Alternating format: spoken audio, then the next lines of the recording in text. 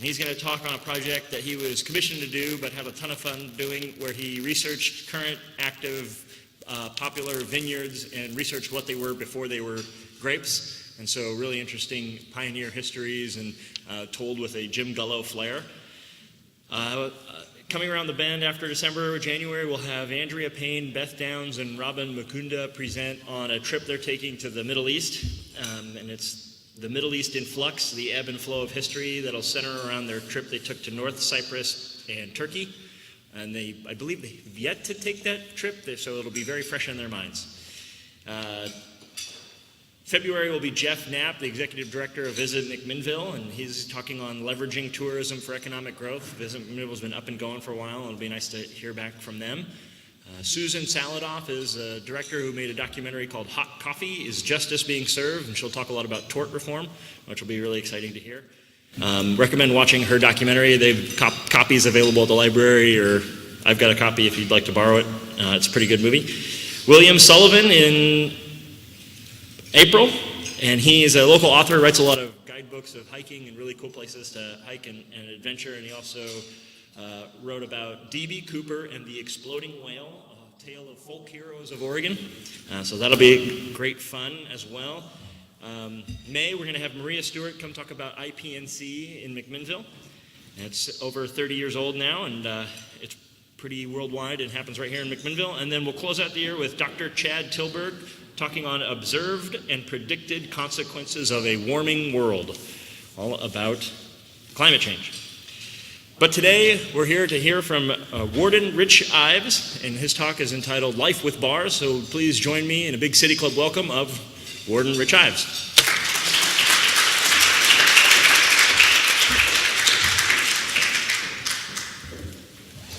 Thanks, Zach. I didn't know today was supposed to be your scary event. I could have wore a costume. When in preparing to come, I was asked what my topic was going to be, and then in preparing also, I looked on your website and saw that all the different good things that you guys are doing and things that you're interested in, and there I saw the topic Zach talked about or introduced me as speaking on life with bars. So we're not going to talk about nightclubs and dancing. I know that's disappointing to some of you, but I can't tell you anything about alcohol, or next month you can come back and hear about wine. So that might work for those of you who like to go to the bars and so forth.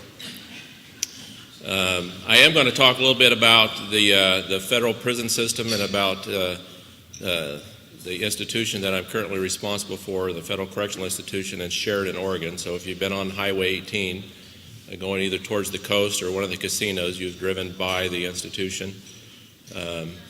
Before I get into that, let me tell you a little bit about me. So I've started in the Bureau of Prisons, which is the Department of Justice, the Federal Bureau of Prisons.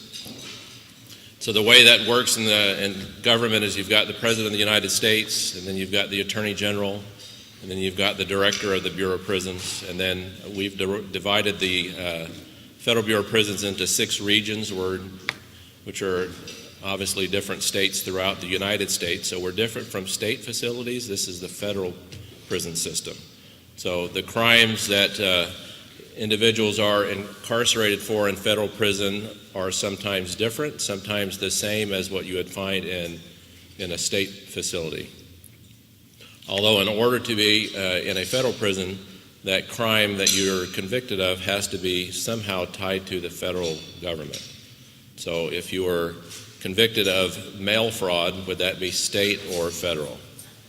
Why is it federal? The U.S. Post Office, right, very good. So if you rob a bank, is that state or federal? Federal or state? Both, right. It all depends on who insures the money that's at that bank, right? So if you steal money from or you embezzle some Social Security funds, state or federal? Federal, right, because where's that money come from, right? So you see the difference. If you go into a state park and you kick someone's dog, is that a state or a federal crime? State, okay. If you go into a federal park, a national park, is that state or federal? Federal, okay, so you see the distinction. So I started with the Federal Bureau of Prisons back in 1986. So I've just got about real close to finishing up 32 years with the Department of Justice. I started at our institution down in Terminal Island, California, which is down in Long Beach, in the Los Angeles area. I started down there as a carpenter.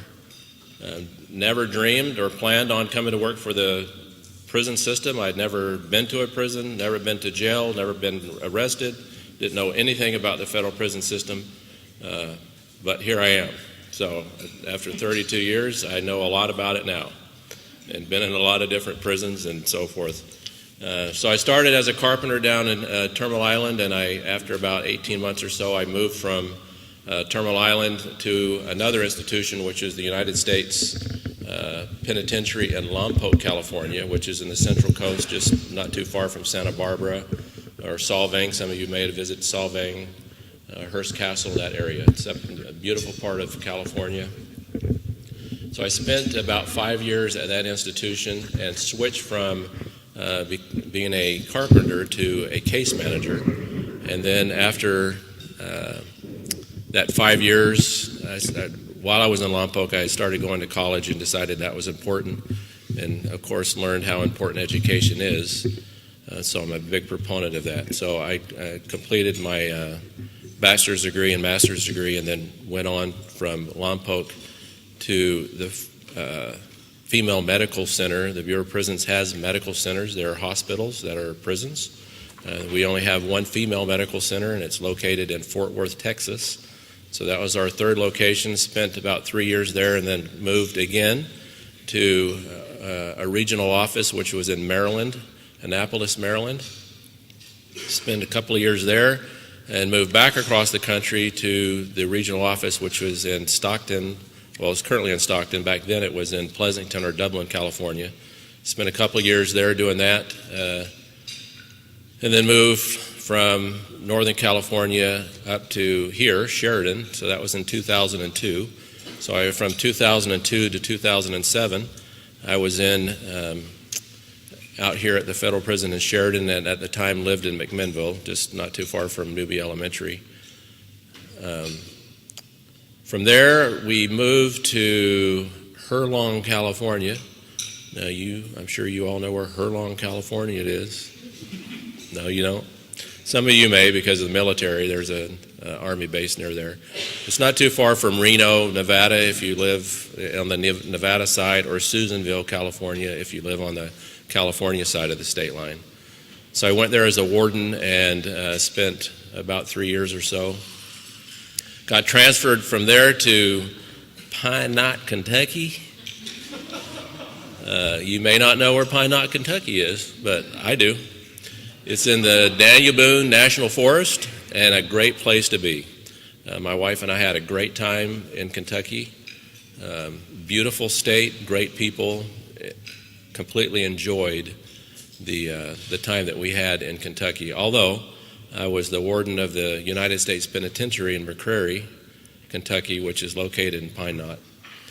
And that was a difficult challenge because you're dealing with people who are in prison, many of which have a very, very violent history. And it took a lot to keep things safe for both staff and inmates. It was not always easy to get everyone to play nicely with each other, but it can be done, and we were somewhat successful in doing so. From USP McCrary, we moved, where did we move from Kentucky? Oh, we moved back to Lompoc, California. So there I became the complex warden and had about 2,500 inmates I was responsible for there. So I had, by then, the penitentiary at Lompoc had changed its mission to a medium security institution, which is different from a penitentiary for us. A penitentiary is the high security, more violent. Medium security is a little less violent, but still very serious offenders. So I had a medium security facility, a low security facility, and 2 minimum security facilities. So there was 4 at that location. Spent a couple of years there, and then got asked to move down to Victorville, California, which is just outside Los Angeles, about 2.5 miles from Las Vegas.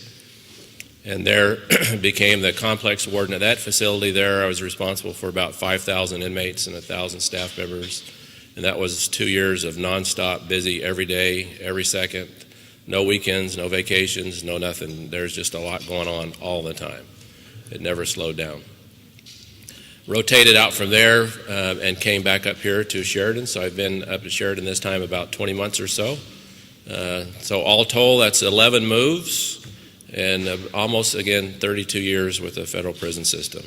I am getting near retirement. For federal law enforcement. We have a mandatory retirement age, and I'm getting close to that age. So there will be no more moves with the federal prison system for me. We came back to Oregon because we love it here. We enjoyed the 5 years that we spent at McMinnville and in Oregon and this side of Oregon. Nothing against the other side of Oregon. It has its own beauty, but we like it better here. It's green. We love the people and the environment and how just the environment is. It's a beautiful part of the country. And I think for people who never have the opportunity to come and visit this part of Oregon, they've missed out because it's just beautiful. And a lot of things that you can do with the coast and the mountains, if you like hiking or the beach or whatever you like, there's something here. So that's what brought us back, along with the fact that when we left the first time, I've got 4 children. Been married that whole time, so 34 years of marriage. But we left one of our daughters here when we left the first time, and she lived in Salem, and we've since moved her closer to us in Dallas. So we love being here, love being grandparents. Again, I mentioned we've got 4 children and 8 grandchildren. No great-grandchildren yet, but not that old.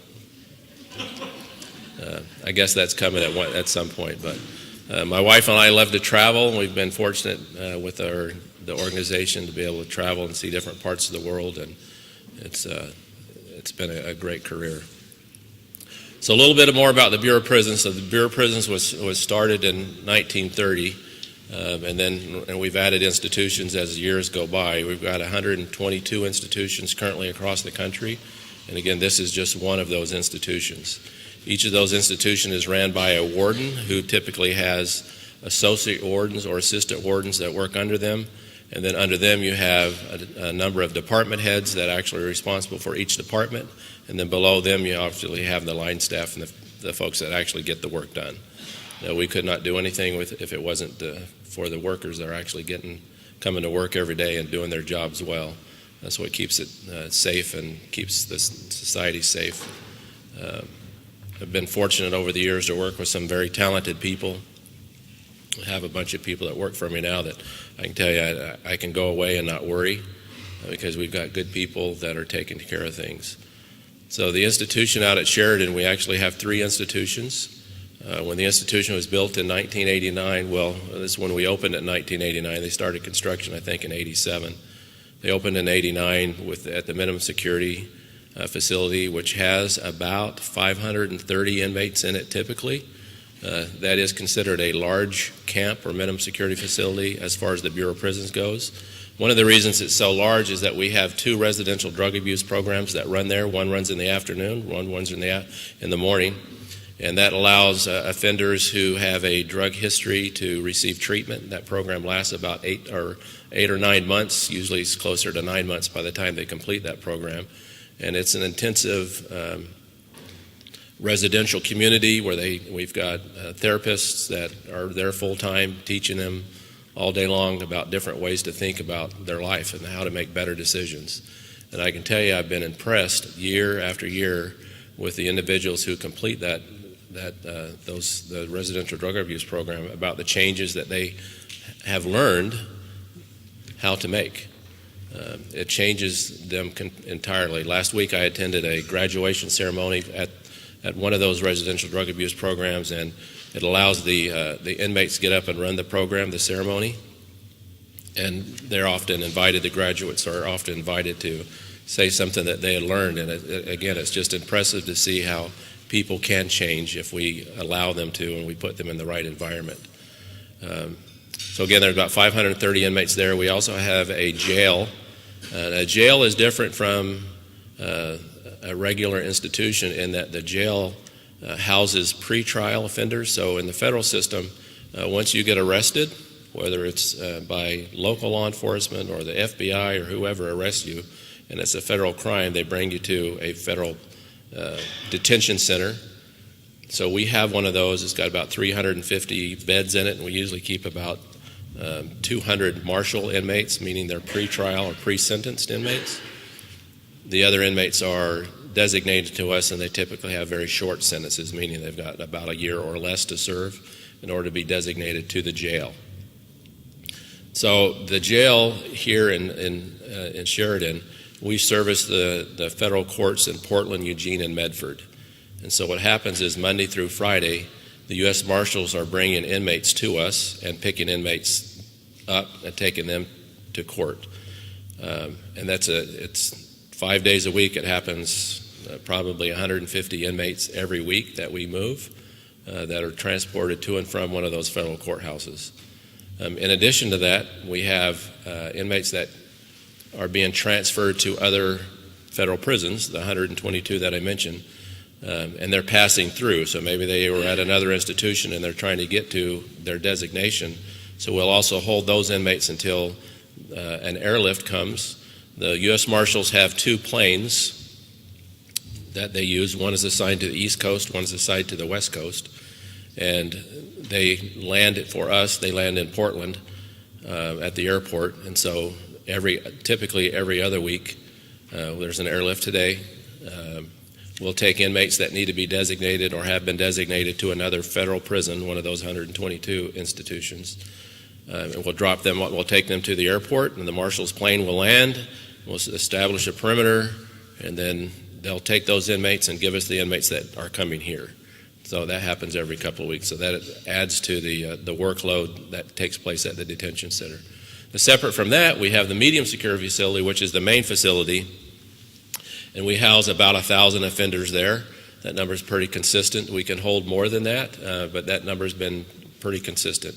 So in all told, we keep about 2,000 inmates. It's been running about 1,800 over the last couple of years or so, and that number it's pretty consistent. A lot of inmate movement. They're coming and going. Again, you got people that are being transferred from one institution to another institution. You got inmates that are new, that are into the system to get designated, and then you got inmates that are releasing and going to a halfway house or releasing to their homes, directly to their homes.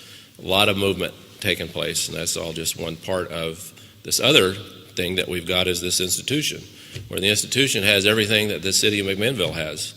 We've got an education department. We've got a hospital. We've got a store where they can go to shop. We've got a mechanical services that takes care of the institution. We've got a food service, a kitchen where people are fixing food and feeding those 2,000 inmates 3 meals a day. And we do that for about $3.20. I don't know what you guys paid for lunch today, but we do it for about $3.20 a meal or a day. Per inmate, but that's just because we're buying in bulk, right? And so we've got that power to be able to buy large quantities of foods, and we've got lots of warehouse space and freezer space, and so we're able to buy large quantities and help us keep the price down, which is good for you because we're all funded from your tax dollars, right? So we're trying to do the best we can with that.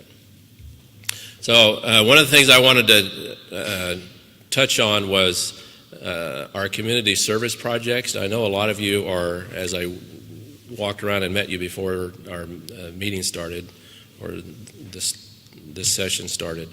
I know a lot of you are tied to different groups here in the community, and let me just offer, if you'd like to come out for a tour, please let me know. I'll see you afterwards and give you a business card so you can set up a tour. If you'd like to come out with a group, you got to be 18 or older, but this crowd you're all good.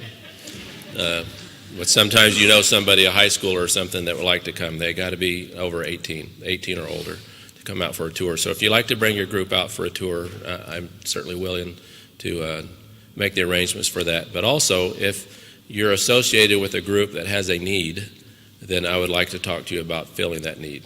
So I know we've got some video and so forth taking place, so I can't show you all of these pictures, but I'm going to pass these pictures around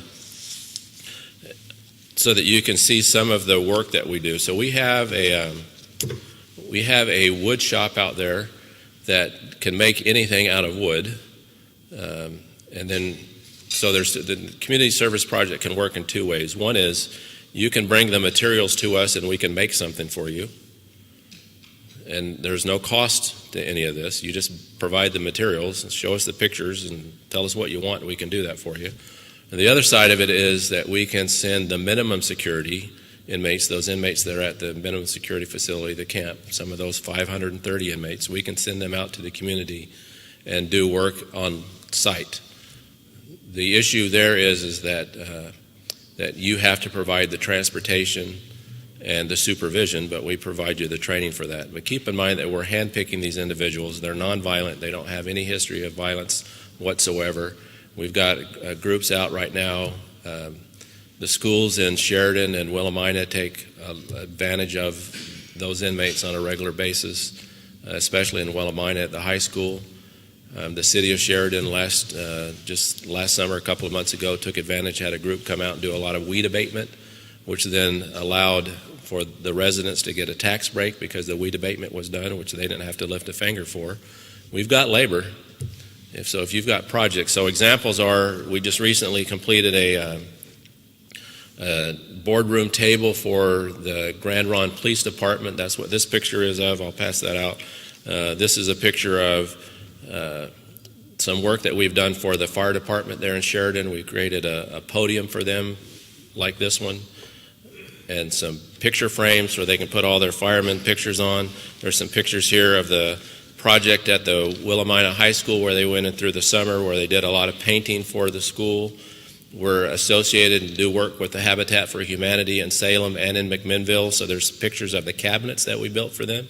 Again, they just provided us, here's the drawings, and here's the wood, and we built the cabinets, and then they go install them themselves, but you can see some pictures of that.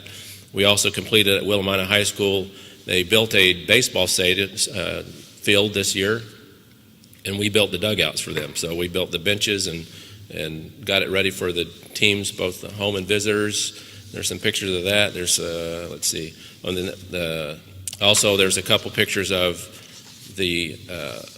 our agricultural produce program, which is, we've got about 6 acres that we farm out there, and we use that food to save you money, meaning we feed the food to the inmates and we're not having to pay for it then. But anything that we can't serve, so the day we pick it is the day that it's served. We do everything the same day. So if we end up with 3 million pounds of cantaloupe, I can't serve that much cantaloupe. So what do we do with that cantaloupe? We don't let it sit in the field and rot. We donate it to the Yamhill County Food Bank, and then they distribute it. So last year we donated about 84,000 pounds of food to the food bank here in McMinnville. That's a lot of food. This year, I checked just this morning, we've donated 20,014 pounds so far this year. That's a lot of food that are feeding a lot of needy folks. And we really like partnering with the Yamhill County Food Bank because they're attached to several other food banks. So in the event that they can't use that 20,000 pounds of cantaloupe, they can get it sent out to other food banks that it's still getting used. And this is as fresh as it gets. Last week I had some of the cantaloupe and watermelon, and it was good. It was really good. We haven't expanded that garden only because we're precluded by law from using domestic water. So that 6 acres is all we can handle off of the well that we've got, right? So that's why we haven't gone any bigger than that. That makes sense. So I'm going to pass these out real quick.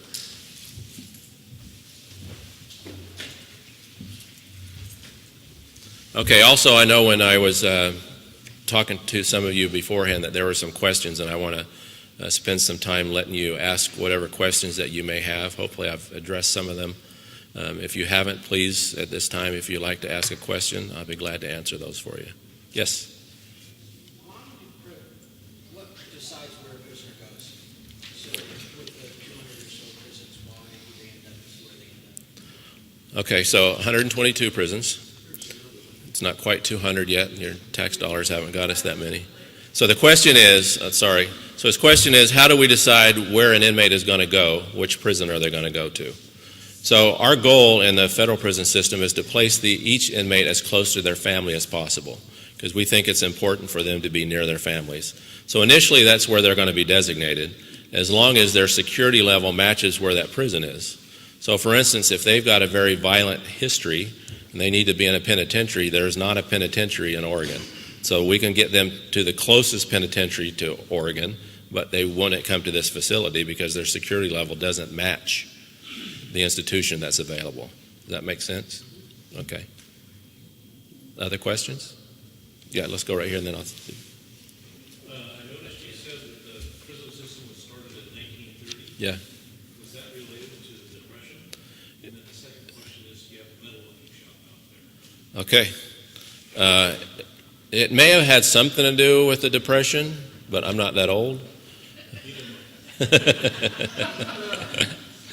But that was the timing fits right, though. So it must have been on somebody's mind at the time to figure out that there's a better way to do things. And so, I mean, we can go back to the 1800s when there were first federal prisoners, right? When those were thrown into, or they became federal prisoners because of treason, right? During the Civil War, people that refused to fight, became a federal prisoner because they refused to fight. You had bootleggers and you had people that were running prohibition, right? So those became federal inmates. So you go back to Leavenworth, that was USP Leavenworth, that was built in the 1800s. So there were federal inmates before 1930. It's just there wasn't a federal prison system. Does that make sense? Formalized. So, and as far as a metal shop goes, we don't have one inside the medium security facility. We do have one outside the facility where the minimum security inmates are, for obvious reasons. Right, so it's just like these, silverware that you've got at your table. I counted them before I came in. Right, so I'm always keeping track of where's what. Okay, and there's a question there. Would there be an opportunity for a current carpenter to move up the ranks as you did? How did that happen? Right, yeah, absolutely. That's a possibility. Again, when I started as a carpenter, I didn't plan to become, this is my way I'm going to become a warden. It just kind of happened. And it kind of happened because, well, let me back up before that. So when I was in high school, that's when I learned to be a carpenter. I went through wood shop and learned carpentry skills, finished carpentry, basically building cabinets and furniture and that type of thing. And then because I had those skills, and a friend of mine who was a builder, he hired me. That gave me the building experience that I needed. And then I came to work for the Bureau of Prisons and started, I didn't know what they wanted. The interview went something like this. Okay, how long would it take you to build this wall? And I was like, well, can I ask some questions? I didn't know. It was an interview. I thought it was just one-way questions, right? And they're like, no, you can ask questions. I said, okay, can I have a piece of paper and a pen? Yeah, sure, here you go. What do you need that for? I said, well, how tall is the wall? How long is the wall? Where are the building materials? Do I have to get them shipped in, or do I have to go get them? I'm getting them by myself. Do I have other people helping me, or is this a one-man project, right? They're like, wow, that's a lot of detail. I'm like, well, why do you need the paper? I said, well, I got to do a sketch. I want to know how tall this is. And they're like, holy cow. And then they said, well, you need to leave for a minute. So I left, and I came back and said, you want to start work? But to me, I needed to know that stuff because I'm like, that's kind of an open-ended question to somebody that's not a builder. They're like, well, we got to have some plans here, right? So I was going to make some plans. So then I moved from there again, as I said, to Lompoc. So basically you were a contractor. I was. I wasn't by license. I didn't have a license, but yeah, that's how you function as a contractor. So then, once I moved to my second institution, the light came on. I said, oh, shoot. If I really want to be more or provide more or do more, then I need an education. So I started to go to college, and then once I got my degrees, then all these doors started to open for me, right? So yeah, anyone could do it, but it takes a lot of work, obviously. I mean, it's not easy to work full-time, go to school full-time, and raise a family, right? The system has not changed. It still can happen. Still can happen. Yeah. There's different reasons. Sometimes it's a new institution. Oh, sorry. The question was, what's the difference, or why does somebody have to move around so often, in my case? Sometimes you build a new prison and you don't have anyone to run it. So you got to move somebody to run it. Well, when you move somebody, that just created a vacancy. So somebody else has to move to fill that vacancy so that you can fill the empty spot. But there's no underlying where they're trying, you don't want to keep someone there. We could go a long time to answer this question. I'm going to try to keep it simple. So what happens is sometimes it's necessary, not just in the prison system, but in any organization, to change things. It happens in the military, where we change the general. Right? Why? Because he's doing a bad job? Maybe. So he's got to move. So maybe you got somebody that's in leading that prison that's not doing everything they could be doing, and it's time to change them. Sometimes they're doing such a great job that they get burned out, and they're like, okay, we got to give them a break. So you got to move them out, right? Sometimes there's a specific need. And in my case, most of my moves, with the exception of this one, I moved because something needed to be done, right? So whether I'm going into an institution that had a lot of violence take place, a lot of homicides, suicides, a lot of staff assaults, in my case, I have to go back and try to get that corrected so it becomes safe again and everyone starts playing nice. Right, so there's lots of different reasons, but literally we could spend hours talking about that very question. Yeah. Zach? When an opening comes up, are you applying for that, or is someone telling you, hey, Rich, guess what you're doing next week? Both. So again, similar to our paramilitary, so sometimes you're voluntold, and that's what happened when I went to Kentucky. I wasn't trying to go to Kentucky. I wasn't asking to go to Kentucky. Had no plan to go to Kentucky. They called the first time and said, okay, you're moving. I said, okay, where am I moving to? They said, you're either moving to Washington, D.C. or Kentucky. I said, I'm not going to Kentucky. So I said, I'll go to Washington. So I called my wife and said, looks like we're moving to Washington. Well, then the next week found out I'm not moving to Washington. So I said, what happened? They said, oh, we had to move somebody else. I said, okay, great. I didn't want to move anyway. I was happy. A month later, they call again and said, okay, you're moving. I'm like, okay, what are my choices this time? They said, you're going to Kentucky. I said, or where? Or Kentucky. I said, I thought we talked about this a month ago. I'm not going to Kentucky. I said, no, you're going to Kentucky.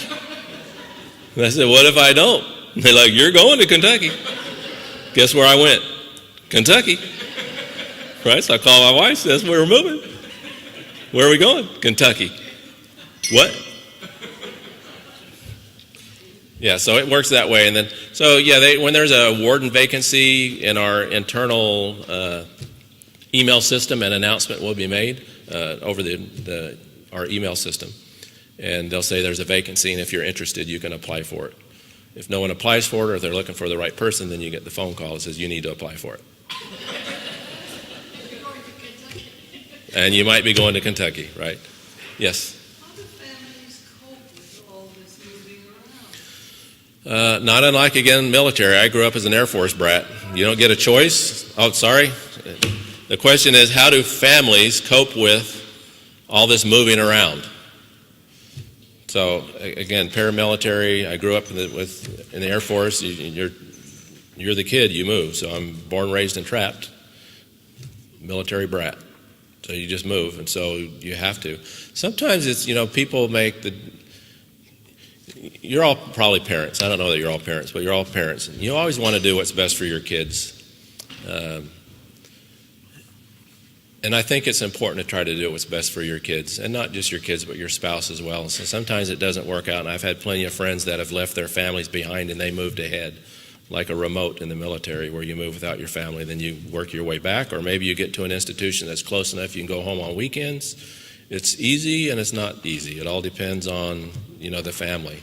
My preference is not to be away from my family, so I have tried to involve them in every decision.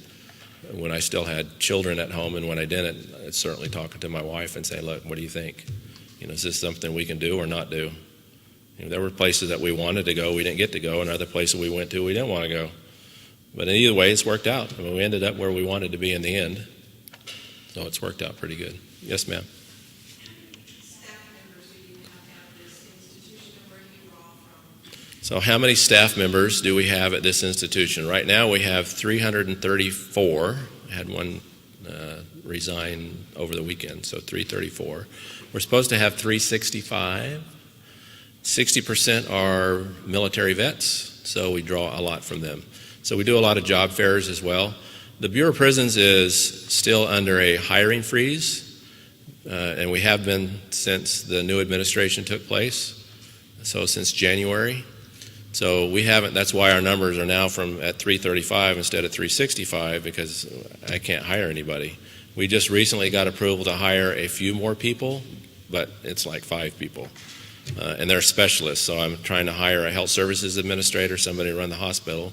I'm trying to hire some nurses, but they're hard to come by because there's lots of jobs available, and right now it's kind of difficult to get in the prison system. Trying to hire a PA, a drug treatment coordinator, a couple of lieutenants, but that's really it right now. Yeah, you had a question again. What's the annual budget for the Bureau of Prisons, and what do we spend per year? The annual budget is about, it's usually between 7 and 8 billion with a B. So it's a lot of money. So what does it cost per inmate? I think it's like 26,000-ish per year to keep a person in federal prison. Yeah, it's a lot. It's a lot. Yes, ma'am. The staff out here, is it all male or are there female? No, federal government, EEO.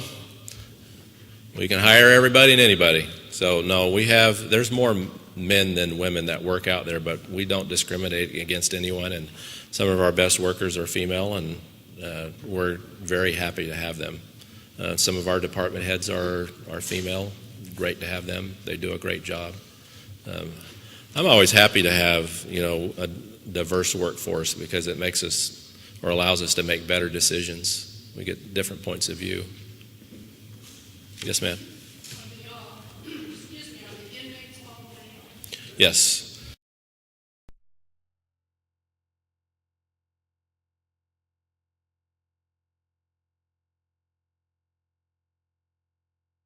Institutions have both. Those are typically detention centers. So you'll have a floor that's male, a floor that's female. Right, but typically, yes. We don't have any female inmates. Yes, ma'am. You mentioned the different jobs that you do. Why do the inmates work? Is it just to keep their hands from the pile, or is it for them to learn a skill? Okay, so that takes that we can go into some psychology here, and part of it is yes, it's to keep them busy, but more importantly, it's to prepare them for their release, right? Because we don't want them to release and then have to get on welfare or start some life on the public dime. We want them to go out and be productive, so we want to teach them to work. You'd be surprised perhaps at how many offenders have never had a regular, real job before they came to prison. High number. So yeah, we want to teach them to work. We teach them to keep their pants pulled up, to keep their shirts tucked in, and to talk appropriately when you're in public rather than some foul language that you might think you're going to hear all the time. We discourage that, right? So yeah, it's to keep them busy because it's easier to manage the facility when they're busy, but it's no different than outside. It's easier if we're all busy than instead of getting in trouble or doing things we shouldn't be doing or wasting time, right? But it's more important is to prepare them for their release. We spend a lot of time, from day one, once an offender comes into the prison system, we start preparing them for their release, finding out what job skills they already have. If they don't have any, what are their interests? Let's develop those job skills. We help them get an education, a GED. They're required to get a GED or a high school. If they don't have a high school education, we require them to get their GED while they're in federal prison. They can, of course, refuse to do that, but there's laws in place that says, okay, you need this, you're not going to do this, so you're not going to get as much good time. So there's consequences for their decisions. We have the highest rate in the western region for GED completions. We've got a super education department that their passion is to help these people become educated. So it's a pretty big deal. We like it. Yes? In the event we have a big earthquake in our lifetimes, how do you secure your facility? Are you prepared for that? Oh, we're prepared for everything. we have a big binder. It's our contingency plan. So anything that could happen, we've already talked about it, and we've got a plan in place. So again, keep in mind, we've got the resources of the federal government available to us, right? So if we need to land a plane in Portland, then we'll land a plane in Portland and do whatever we got to do. But it's a well-built facility, though. So anything that could happen, we like to think we've got a contingency plan for it.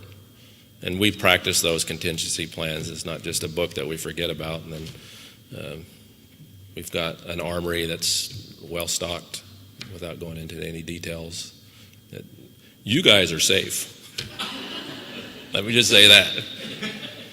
We have a special operations response team, a SWAT team that's assigned to the institution. We have a disturbance control team that's out there. They train to handle riots and so forth. We have an evidence recovery team, a planning section team, a hostage negotiations team. We've got things covered pretty well. Yeah, we like to think so. Yes, sir. So I'm sure this answer will vary depending on, but if you could, and you looked at a number of different pieces of your career. So if there was a point or you found life or whatever, you go back and there's a gentle rule over these individual lives, and if something could have been done differently to put them on the course, would it have been jobs or family life or whatever? I know this is going to vary depending on the inmate, but is there some way that we can kind of intervene beforehand on a larger scale and try to keep the population down? So my bachelor's degree is in sociology, so we could spend a lot of time on this question as well. Personally, I believe that we need to do more early on before they become a prisoner. So how do we do that? In the family. So what that family looks like, I don't know. I mean, we've got to figure that out. Society determines what's a family.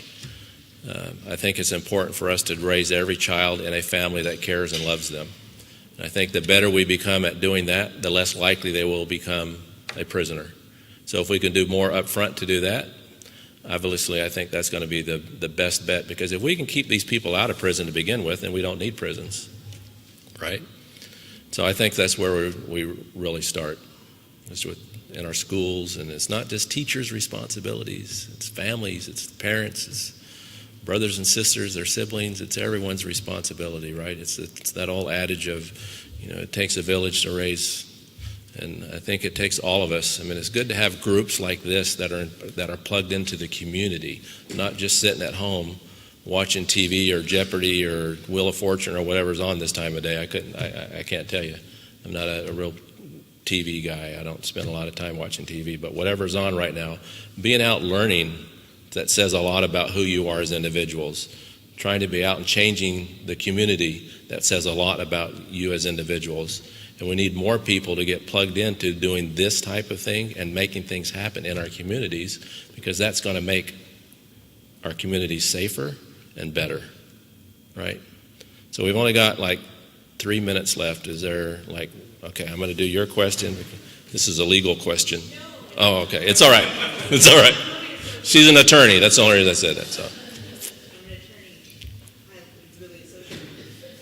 So back to the family. So at BOP, once you've got somebody in prison, I assume the family is still an important part of their Yes. reintegration. So I understand that maybe BOP policy is changing a little bit to help to place inmates closer to their family as part of that determination and part of the eventual reentry plan. Is that true? And can you talk a little bit about what you do at BOP to facilitate that continued effort towards reentry once an inmate is released? Okay, so that's a similar question to what we had before, and the question has to do with how do we keep inmates close to their families and try to build those relationships, right? Is that kind of what you're asking for?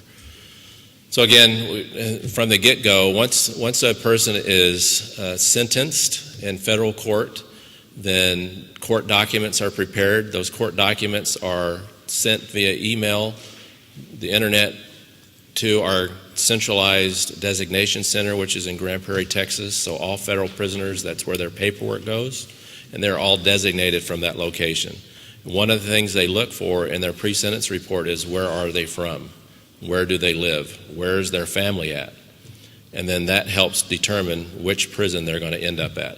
And then we encourage them to have visits while we're here. So In federal prisons, we have email available to the inmates. It's a closed system so that we monitor who you're emailing, and it can't just be anybody. We have to approve those people, so it's closely monitored because we want them to email them. We want them to be able to call them on the telephone and write letters, although a lot of people are not writing letters so much anymore. They want to do the email. And so we do a lot to encourage that. We have a lot of events. We have lots of organizations that come into the institution on a regular basis to provide information if they're a vet, or if they're going to have Social Security, or they need to be talk to a probation officer to get something set up. We have halfway house directors come in and talk about how do you get this, or how do I do this, or what it's going to look like. We're working with the DMV to get them a driver's license replaced, trying to get their birth certificates ahead of time, the things that they're going to need before they leave our door, so that once they get there, like, oh, yep, I got that. Oh, yep, I got that. We do job fairs. We have them fill out resumes. We practice job interviews with them so that they're better prepared. We don't have to do any of that stuff. But we want them to be able to leave and like, wait, this is uncomfortable. I've never been through this before. No, we try to put them through it before. Teaching them how to dress, how to answer questions about, so where have you been the last 5 years? Prison? That may not be the best answer. Right? Depending on if you're a second chance employer, which there are a lot of them in the area, no, we're not. Because of the background, the law enforcement background, it's hard to get your clearance. But there are a lot of second chance employers that don't care if you were in prison before. But if you're going to apply for a job and you think that might be an issue, the better answer might be say, I've worked in the kitchen for the last 3 years. And then before that, I was a landscaper. Well, yeah, they did that in the prison, but that's what they were. Right? So teaching them how to address those questions are important to help them be successful. Judge Aiken out in Eugene, she's awesome. I mean, she runs these drug courts. There's other judges in Portland that do as well, but she is awesome. She's just so committed to helping these offenders to be successful. I've been through her reentry court that she has, and she's got so many people that are just spending all of their time trying to help these these inmates be successful. It's amazing what she is doing. I mean, she's so committed to it, but there's lots of people that are just like her that are spending a lot of time and effort and resources to help people to be successful. Okay, I think we're about out of time. Once I get down and you guys close, I'll stay up for a few minutes if you want a business card to talk about a community service project or set up a tour, and I've got some items that I'll show you once the cameras aren't on. All right? Thank you, everybody.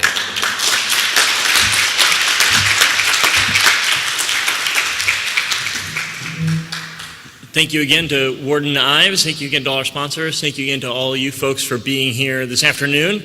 And we'll see you next month. Thank you very much.